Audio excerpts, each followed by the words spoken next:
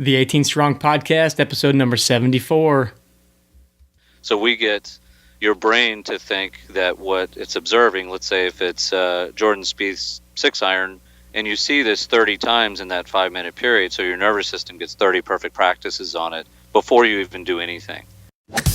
Welcome to the 18 Strong Podcast, where you get direct access to the world's greatest experts on training harder, practicing smarter, and playing better golf. Now, here's your host, Jeff Pellizzero.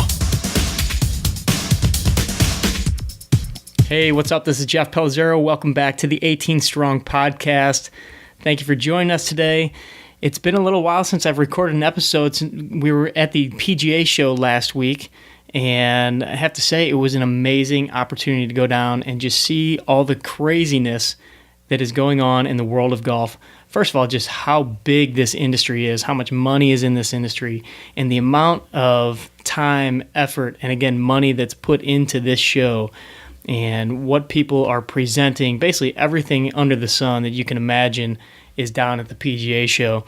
And so we had a chance to go down there, myself, Ryan, and Tim, the 18 Strong crew. Got to meet a lot of the folks that we've had on the podcast, folks that we are hoping to have on the podcast in the future. And, just got to run into a lot of different people. To be honest, we didn't go around and see that many different products or try out too many things because we had so many people that we wanted to say hello to, shake hands with, and, just kind of interact. And it was a fantastic, fantastic week. We also got to catch up with some of our partners that we've teamed up with a little bit here. We saw the guys from Super Speed Golf, the Orange Whip trainer, the Rad Roller guys, got to hang out and talk and chat, and it seemed like they were all kind of killing it at the PGA show. Very good feedback.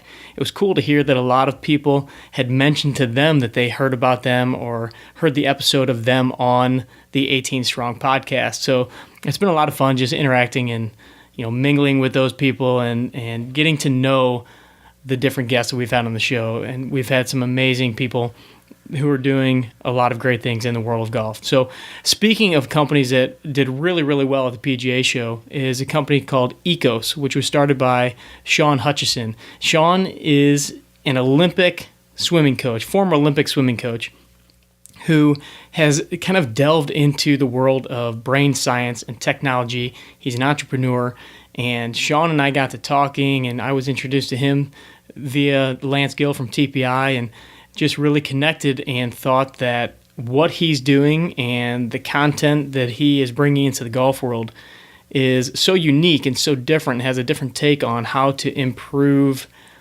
somebody's swing or the way that you perform out on the course that I wanted to bring Sean on the show and just kind of get his take on, what they're doing and how it could help us and you improve your game. And so very awesome guy, laid back, West Coast. We really hit it off. And so I think you're going to really enjoy the conversation with Sean and just be a bit intrigued by the things that they have going on at IKKOS. So without further ado, here is Sean Hutchison. Hey, Sean, welcome to the 18 Strong Podcast, and I can't tell you how much of a thrill it is to have you on the show. I'm really excited to be here. Look, when we talked the other day, had a lot of things in alignment. I think, just would be really interesting to sit and chat for a little bit. Yeah, when I ran into Lance Gill at the Fit to Win stage at the PGA show, which is kind of the big fitness area, you and I crossed paths briefly, and Lance was like, you got to get this guy on the show. So when I had the chance to meet you a little later, a couple days later, and we got to chatting a little bit, I just really liked your message, your mission, and so thought this would be a great podcast episode. So before we jump into it, though, I want to get the audience to get to know you a little bit better. So I'm going to ask you a question I normally ask at the end of the show, just to get a little feel, a little vibe on you and your personality. So are you more of a Caddyshack or a Happy Gilmore fan? Definitely Caddyshack all the way. And I mean, I remember watching Caddyshack when I was a little kid, even though maybe you shouldn't be watching that as a little kid, but it made a big impact on me. I've always loved it. Yeah, I'd have to say I swing a little to the Caddyshack side too. So, all right, another question. Exactly. I think so too. All right, another question before we really get into some specifics on your background is I want to know what's one thing that either a person, a book, or an experience in your life that has been very influential and has kind of gotten you to the place you are today? Yeah, shoot, that's a tough question. Can I give you more than one? Yeah, more than one. I know it's a loaded question. So yeah, so and I could give you one, but I think maybe a more quick, well-rounded answer. I would say, my family. That sounds cheesy, but both my parents and my stepmother and my older brother had a big impact on anything from competitiveness to maybe a lifelong learning, if you will. But a couple other things, like externally, I don't know that I had a teacher or a coach that was really an igniter of my passions or anything, but it was more. It's kind of funny. Somebody asked me this the other day. It's kind of funny. I think what influenced me were people that I didn't even know, like Walt Disney was a huge influence. I'd say Leonardo da Vinci was a huge influence. Einstein was a huge influence. Hemingway was a huge influence. And those people what I really appreciated about them was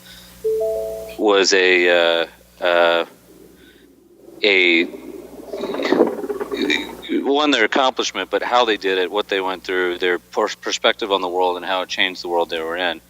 And I just thought that was such a cool thing, and it got me to open my mind to trying to see the world in a different way, if you will. It seems like all those people obviously have common threads, that they're masters at whatever they have done, whatever they have accomplished. And I know when you and I were talking, we both kind of discussed that we're kind of geeks in the personal development realm and love reading on that stuff. And it seems like that's really where a lot of your studies have taken you in your coaching days, post-coaching days, and I want to definitely delve into that and how it has taken you in these different directions. But let's again get a little more background on you. Where'd you grow up? So I grew up in a couple different places. My family's from Georgia, near Savannah, and lived there for a little while, and then we moved to the Virginia side of Washington, D.C., kind of middle school, high school, and then over to Maryland at the end of high school. So I'd say the bigger influence was being around D.C.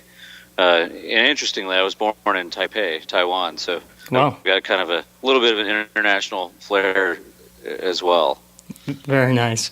And then as far as your swimming career, when did you start swimming? What level did you take it to yourself personally as a competitor? I started late as far as swimming goes. Like some of the sports, I guess almost any sport now, you start really young. And I didn't start swimming until I was about 11. I was actually more of a tennis player. And hilariously, just as an aside, when I was playing tennis, I played every day for a few years. And my tennis hero was Yvonne Lendl. And I met him at the PGA show last week and sat and talked with him probably for 20 or 30 minutes and had no idea that it was Yvonne Lendl. I saw you post later. that. That's so funny. It was great just to sit and chat with him and not be starstruck. And there are very few people that I would kind of feel that about, whether that's good or bad. But I walked away and Greg told me later, I said, oh my gosh, that's unbelievable, because he was like an idol. But anyway, so I was a tennis player, and we moved to DC, and there's a huge summer league there, and my older brother and I, instead of beating each other up all summer, my parents put us on the swim team, and there was something about it that really resonated with me. The focus, kind of like golf, there's a focus in swimming. It's a little bit different. There's a requirement to focus and pay attention to what you're doing, and a lot of internal interaction because your face is in the water. And so that took me through college and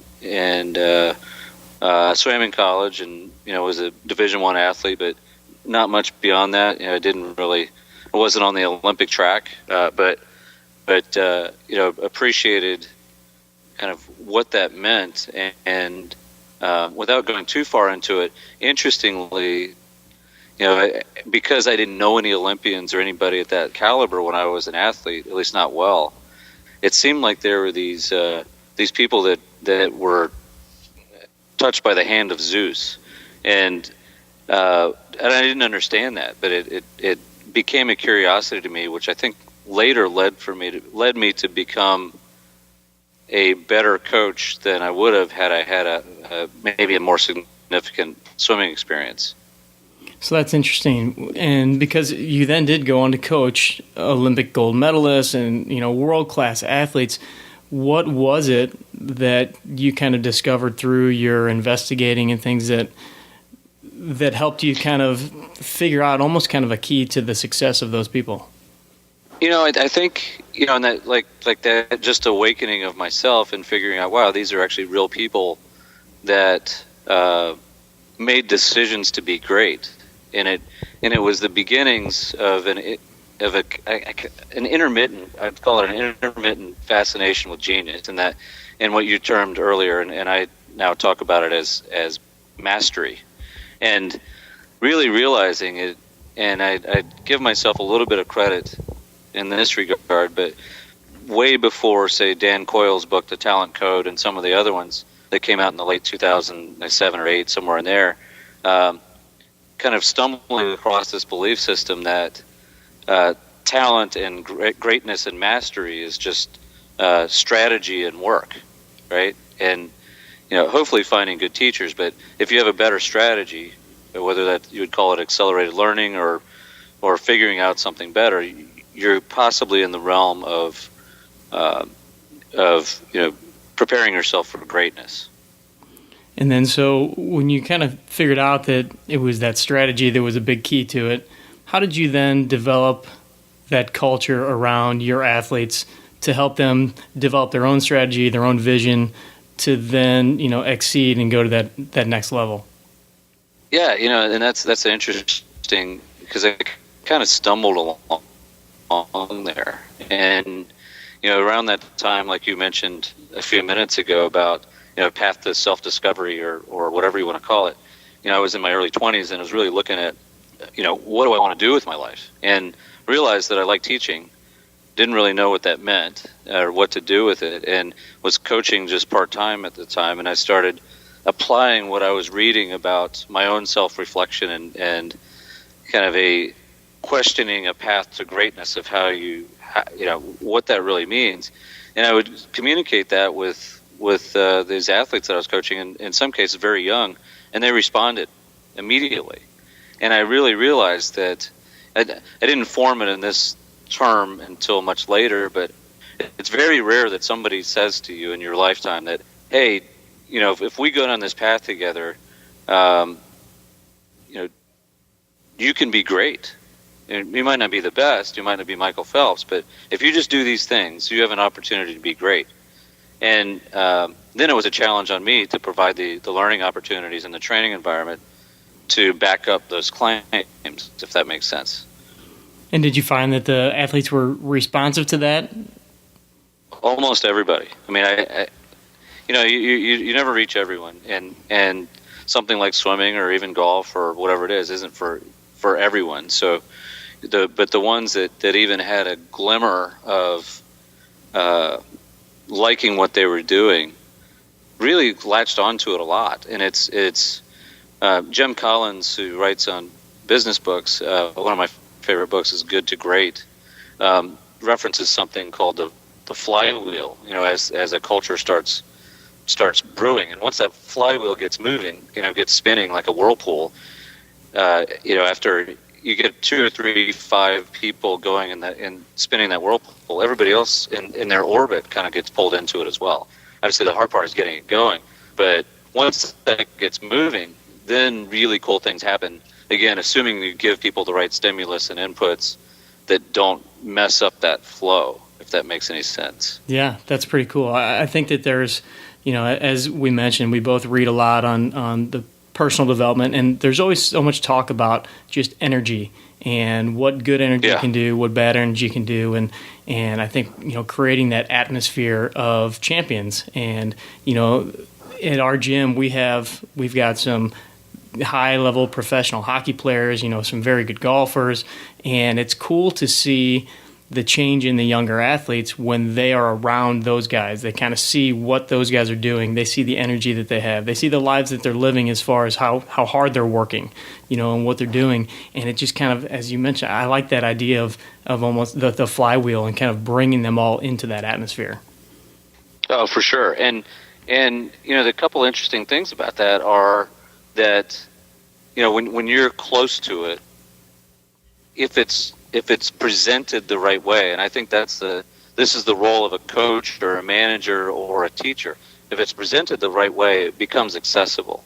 And I'm going to stand on a soapbox for a second. I really detest the word talent, and I never used it when I was coaching, even though I do recognize that some people have an advantage, whether it's a height advantage or whatever it is that fits a certain thing. The word talent is such a limiting factor, and you could get into Carol Dweck's work and really see, deeper kind of foundations for what I'm suggesting. But if it's termed in the right way, and you're around somebody who is living greatness, again, whether they're an Olympic champion or a golf pro or not, or just on that path, it's inspiring when it's accessible. When it's not accessible, it's almost uninspiring, right? Right. Then you're just you're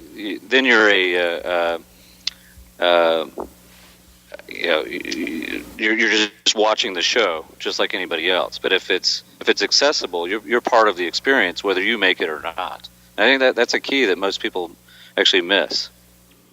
Yeah, I think you're right. If you're removed from it, it's almost like you're watching on a TV screen, and it just seems like it's something unattainable. And just kind of as a relay, being at the PGA show, sometimes it's a little bit surreal being at some place like that where, you're walking down the aisle, and I didn't personally see her, but I knew that like Michelle Wee was in the crowd, or Bubba Watson was there one day, or even like seeing one of the people from the Golf Channel walk by, and it's like, oh, there's that person, and it's like, it's almost like a click where it's like, oh, that they are a real person, whatever they're doing is attainable, and same thing with sports and with the professional athletes that I've come in contact with. It's like they're all real normal people. There's nothing super crazy that's different about them that allows them to get to these different plateaus. It's just like you're saying, they've figured something out. They figured out a strategy or a vision, but we're not that different.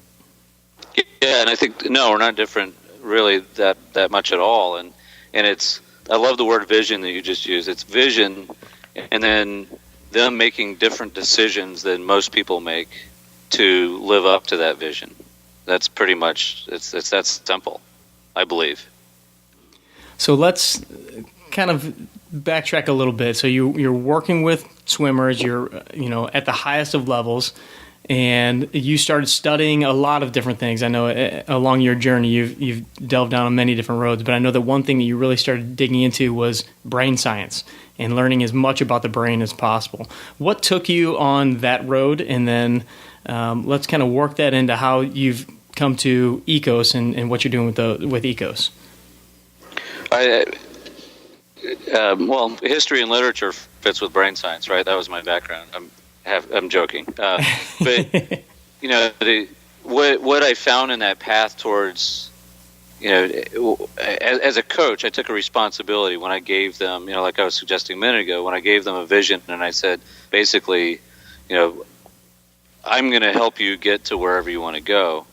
I mean, it was more subtle than that, but that was essentially the message. I had to continually get better. So, as you suggested, I would dive in deeply in these different areas that I saw as being relevant to success for the athlete's success. Anything from training to environment, like you suggested, and so on. And I ended up doing some work in fluid mechanics. It was actually published in the Annual Review of Fluid Mechanics or Physics in 2014, studying the flow of water around world-class athletes, and no one had ever done that before. And similar to how detailed that the golf industry is on observing swings, other sports don't do that.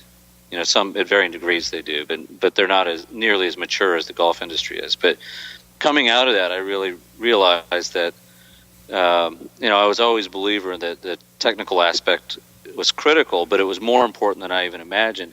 And I've kind of felt like when I understood how critical the technical piece was, that I was the weak link with people who weren't quite making it to the top, which I didn't really like that answer. So I started trying to figure out. I just looked to brain science and the nervous system as, okay, there's got to be something here I can learn to become a better teacher. And in the past, when I got integrated into these different rabbit holes, I'd spend anywhere from 6 months to a couple of years just immersing myself and trying to learn something of value. And brain science was probably a year and a half long thing, and with no real outcome in mind, other than hoping that I could figure something out and how to become a better teacher and more consistent teacher. And I had what's termed as a eureka moment one day, and thought of what ended up becoming IKKOS, and the first iteration of what we did worked right away. I mean, we saw immediate changes from before to after, of improvements and dramatic improvements in technique. So, we used that for a couple of years, 2-3 years, as a secret weapon to help my athletes, win medals and break world records and things. And knowing that a lot of the research came from primarily the stroke rehabilitation literature, I knew that it was scalable into anything else, even though we hadn't really tried. And had a bit of an entrepreneurial background, so we started the company. So give us a little idea of what IKKOS is, and I love the fact that it's kind of based off the stroke rehab and the research done there, because I think that just gives such validity into the scientific basis of it, that it's not just another gimmicky sports gadget. It's something that is based on research studies, and you've already seen that this stuff really works in the brain, and then you have for sure taken it and adapted, and then again I think are going to be utilizing what you've created to then go back and help some of those type of issues, strokes, cerebral palsy, those kinds of things. Yeah, and before I get into the sports side of it, even though I'm not a medical professional and I don't have any background in that, when I first really understood that it could create an impact in helping people with their movement or even neurological deficit, that's really become my passion for the longer term vision of the company. Obviously, as a longer lead in to interact with the medical community formally, and we've had one-off experiences with people with stroke and cerebral palsy where medical professionals would be the ones who were administering the IKKOS protocols, and what we've seen so far, everything works really well in helping them learn or relearn movement, which is awesome. But to get there, we also have to create a viable company, and it impacts. Since it is neurological, it doesn't really matter from anything we've seen if it's a elite or beginning swimmer or a golfer or a basketball player or tennis or someone who wants to dance better or anything. So it's a matter of it was a matter of getting to the point where we could create a scalable product, and which is where we're at now, which is the learning itself is just an audio-visual experience, and the audio is it's frequencies based on brain science research, and the visual is the slowed-down version of what you want to learn, and we kind of map those two things together. And we've so, for example, in golf, it's a free app called Copy Me Golf, and it's in both app stores. But you would just download it, and you can upload any swing from either from a YouTube link or a swing that you have on your phone, your device, the one that you've already recorded, and the app edits it into our learning protocol, which slows it down, puts the audio on it, and strips your audio off of it, and then pushes it into the library. And you just go through a simple process where ideally you use this inexpensive virtual reality device that we have that costs $40, and you slide your phone into it, and you put your earbuds in, and you just sit there passively for about 5 minutes, and then you do a transitional step with these black goggles on where you don't see anything, and you do the motion that you're trying to learn in slow motion, which takes a couple minutes, and then you practice normally. And we see over and over these dramatic differences. And basically, jumping forward to the question you're probably going to ask is, what happens in that first audiovisual experience is it's almost like a brain hack in that when you're observing what you want to learn, your brain, basically, we get your brain to think that what you're observing is you. And we've known for 30 years, the visualization system, that if you just think about whether it's your golf swing or running or something else, if you think deeply about it, your nervous system fires in that pattern, right? So we get your brain to think that what it's observing, let's say if it's Jordan Spieth's 6-iron, get your brain to think that that's you, and you see this 30 times in that 5-minute period, so your nervous system gets 30 perfect practices on it before you even do anything. And that those kind of slow motion middle step just helps you transition your body from a passive to moderately active, and then later to active when you're fully practicing state. So it's very simple to do, but very complex on the neurological side, and it just happens to be, like many good things, a very elegant, easy solution that has a lot of depth to it, if you will. I'm totally kicking myself for not making it over to your booth at the PGA show so I could actually try this out in first person. But so let's dig into the brain part of it. So why does this work? What is the premise behind, just sitting there and watching an athlete or an ideal, image, and then talk a little bit more about, you mentioned something about when we visualize our athletic performance, that our brain, and our body kind of works together. I know that there have been studies on, track athletes, I think, or something, just visualizing. So if you could expand on that a little bit. So I'll give you two pieces of this, and we could go on for days about it, but two pieces of it. One, on the second piece you asked about, study going back, I think it was in the 84 Olympics, where they, and I believe it was a NASA study, where they were trying to help astronauts visualize, and they put the pads on the skin of the track athletes, and asked them to visualize running. And they found that when they thought about running, that the nervous system fired in the exact pattern and sequence as if they were actually running. So in essence, your brain doesn't know the difference between running and thinking about running, right? So I've known that for a long time, but it doesn't really do you much good unless you have a world-class firing pattern, right? So if you fast forward 30 years or so to the last 10 years in the advances in brain science, and we've seen things like lumosity. They talk about neuroplasticity. That's made it into the general populace, which is, basically neuroplasticity is your brain's ability to reorganize itself to fit the tasks that you give it. So your brain alters based on what you do, right? And a component of that is something called mirror neurons. Mirror, like the thing you look at in the morning. About 15 to 20% of our neurons are mirror neurons. And if you think about young kids, everything they learn is from copying, right? And basically what we're doing in this experience is really emphasizing those mirror neurons and focusing them. That's a bit of a generalization, but and I'll reference a phrase that my favorite neuroscientist says in reference to mirror neurons, which is, the only reason my brain knows the difference between what I'm doing and what you're doing are the receptors in my skin, which is really blows you away. But if you think about it, you're in this immersive experience, right? You've got this virtual reality device, and you've got your earbuds in. The audio focuses your brain.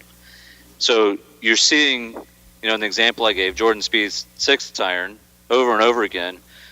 Since I'm in this immersive environment, my tactile senses are muted, right? And if my tactile senses are muted and I can't see anything else other than what this image is, my brain doesn't know the difference between me and Jordan Spieth swinging a 6-iron in that mirror neuron world. And then if you go back to that visualization thing, so if my brain thinks that's me, we're basically externally firing that visualization system, just like the track athletes. So I get 30 perfect practices on my nervous system, exactly like Jordan Spieth, because my brain thinks that I'm doing that, and it's activating the visualization system. So if I don't know about you, but I can really kind of commiserate with the idea that, they say perfect practice makes perfect, but and I swam for a long time, for a lot of years, and I would say maybe once a week I had a perfect stroke cycle, right? It's not easy. So if you're magnifying that experience, and that's why, it is accelerated learning, but we kind of term it accelerated learning because we're giving you multiple repetitions of the pattern that you want to learn on your nervous system, and then, which ramps up your ability to execute. And you've already started using this, and well, like you said, you were using this with a lot of your swimmers and have seen tons of success. I know that you guys have some testimonials. Have you worked specifically with any golfers, or not necessarily even tour players, but just golfers in general? Yeah, we have, and we did that fairly early on, and I even tried it out myself with no experience. But we worked with a couple people that were kind of close in. This is back in the early days, close in, and there's a gentleman was actually a former played basketball professionally in Europe. He's an American guy, and he was really tall, probably about 6'9", but 30 years. He's in his mid-50s now. 30 years, played golf 5 days a week, and after a week of using IKKOS, he did his best tournament score shot his best tournament score by 6 strokes of his life. Oh my gosh! Yeah, and of course, there's the disclaimer. I'm not saying everybody's going to have that same experience, but he came back and told me, and it was awesome. Well, we've seen things like that, and we've gotten feedback from, you mentioned TPI, from the TPI guys, and they Dave, one of the co-founders there, he's tried it out. He believes it, and he's seen experiences go, improve. Even he said in his own swing, and we've kind of started. I don't want to name names, but started to bleed into the tour players a little bit as well, and hopefully they'll come forward at some point and share their experience. But I don't want to give away who's been practicing with it. But there's a handful. Sure, very cool. And so, what kind of a protocol, or how often do you use it? What's kind of the standard usage? We're getting better into the data collection world, which is so great about technology. But generally speaking, from the experiences, and I had 3 years of using it, and then we had it in the swimming market for a year and a half, which a lot of the top U.S. Olympians have been our clients for in swimming for since before the 2012 Olympics. But we're not sure we have the best protocols, but I'd say, we know they're going to get better. I'll put it this way, but I'd say generally, if you could do it, for somebody who's just interested in getting better, three times a week, that's great. If you're more serious, it only takes a few minutes. If you're more serious, you could do it almost every day. And even if you weren't going to go through the full learning protocol with the physical aspect, if you were to watch the, let's say if you learned, Jordan Spieth's 6-iron again, if you learn that, at the driving range or even in your backyard one day, that night, if you just watch the audio-visual part right before you go to bed, let's say within a half an hour before you go to bed, and then within a half an hour after you wake up the next morning, it really does a lot to wire it in and helps reinforce that learning. And, if you do that for 2 or 3 days in a row, it becomes even more solid. And then, over time, the more you do it, the more you're going to acquire. This is awesome. This kind of takes me back to when I was a little kid, and everybody on the podcast knows that I played soccer growing up, and it is and was a huge passion of mine. And I can vividly remember one day before a game, I sat down and watched. I think it was like German League soccer or some sort of highlights. And I just remember watching it, and my dad kind of saying, "Hey, sit down and watch this with me," or whatever, and going out and playing the best game of my life, or what felt like the best game of my life, but where everything just kind of felt easy, and it was just a weird connection that I made. And I now sit down with my son and watch some YouTube videos of Lionel Messi before he goes and plays, and just for fun, just to let him experience and watch what the best players in the world are doing. And so when I heard more about what you guys were doing with this, it just totally took me back to that day sitting in my dad's living room and watching that, which is very, very cool. So anytime there's something new on the horizon like this, I find that there's always in some ways For sure. can be some backlash. Have you guys experienced any backlash or any, big questions? The big one is just a skepticism from people who aren't willing to listen all the way. And surprisingly, and I think we talked about this on Friday, at least the people we interacted with, 98% of them in the golf community at the PGA show were excited and really open. And these are some of the best people in the world, and they just loved it.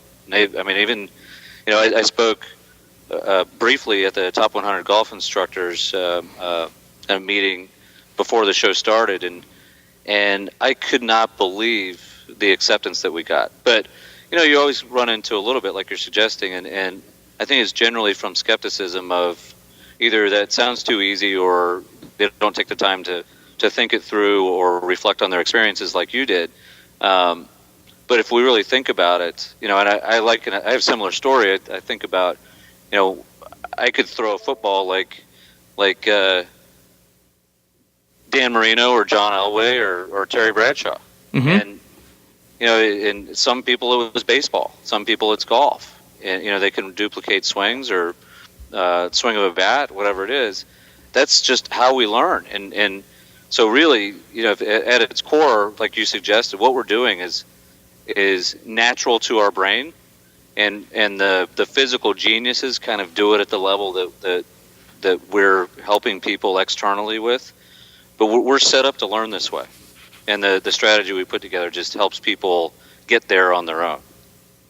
Yeah, that's very interesting. Do you see any other applications aside from just improving technique? What other, I'm sure as you move along, you come up with other creative ideas of how you guys are going to use this. That's an interesting question. I think there's a lot. I think it helps you focus, learn to focus better.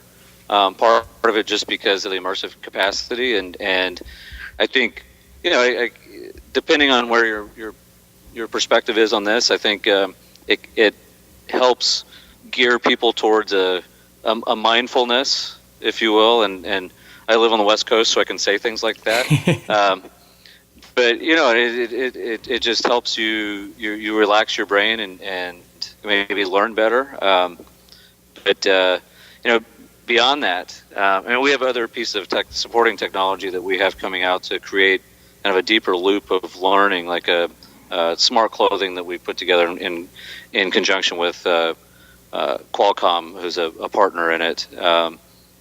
They supply some of the chips for it, but basically being able to evaluate you with a motion capture shirt and pants that you can wash and put in the dryer. Wow.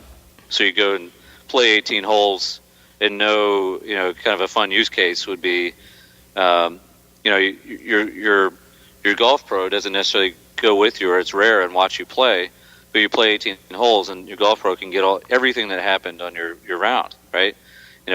Why do you fall off on the back nine? Well, you started doing this. How cool is that? That's ridiculous. And that's just a sport application. Think about it in terms of healthcare. If you're tracking movement or what have you. So, but it's for us. And I mentioned data collection. It helps to round out. Right now we're really driven one way, just in the learning itself. But if we can augment the evaluation side, then it completes a loop of learning where we have a lot more information to help our own technology get better, but primarily with the effort of helping people get more efficient at learning what they want to learn.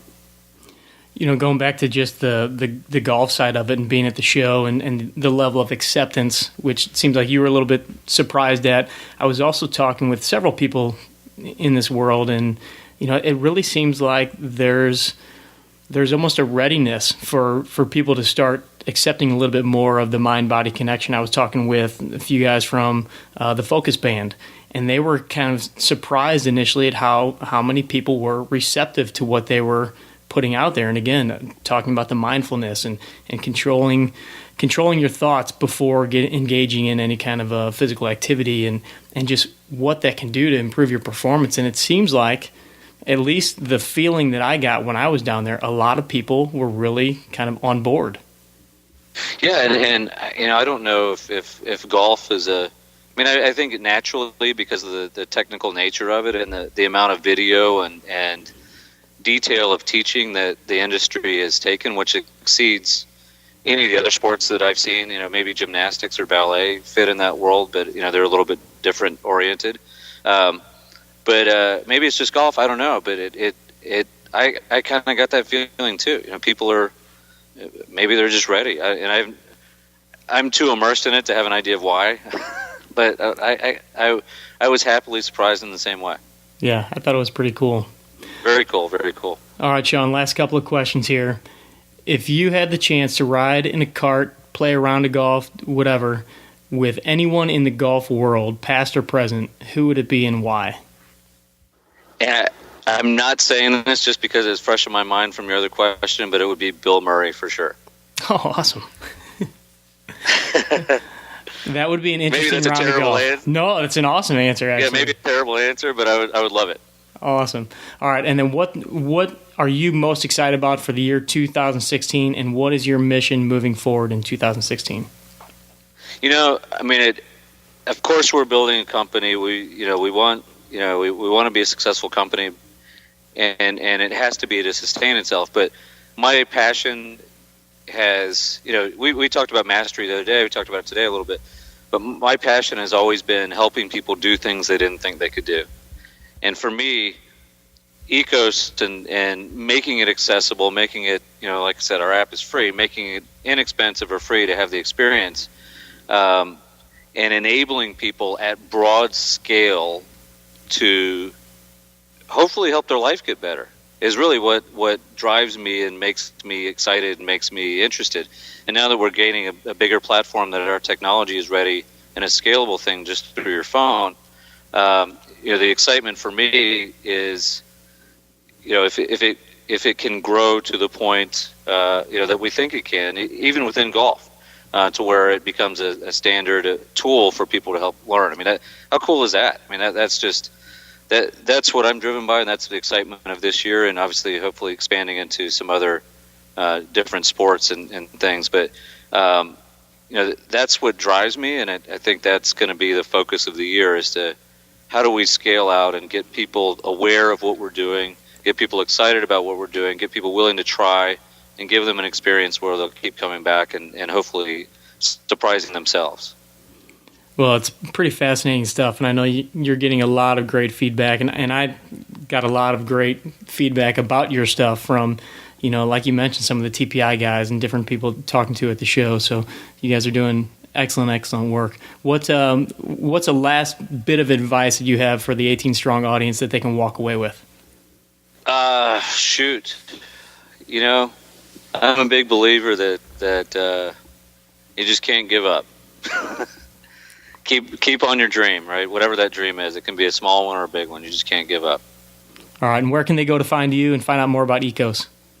Either IKKOS.com or copymegolf.com, and they can download on either iPhone or Android Copy Me Golf. I said it's free, and if you want the virtual reality device, you can get it at copymegolf.com, and like I said, it's inexpensive.